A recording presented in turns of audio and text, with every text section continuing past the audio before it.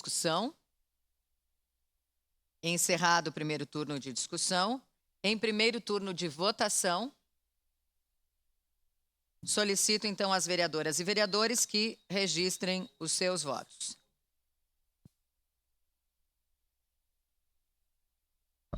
Fiuza vota sim, senhora presidente. Vereador Fiuza vota sim ao microfone.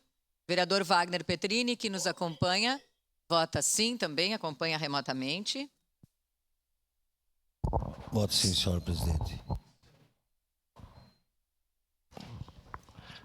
Vereador Zé D'Ambrós também vota favorável, vota sim. Voto sim, senhora presidente.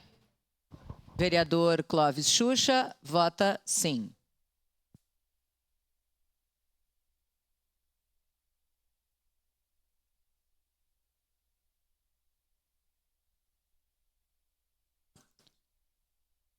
Encerrado o registro dos votos, encerrado o primeiro turno de votação.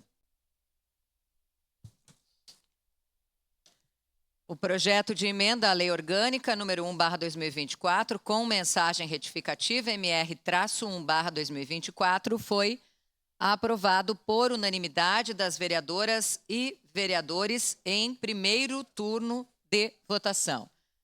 Em representação, vereadores Adriano Bressan, Bortola, Rose Frigeri, Scalco, ausente, vereador Juliano Valim.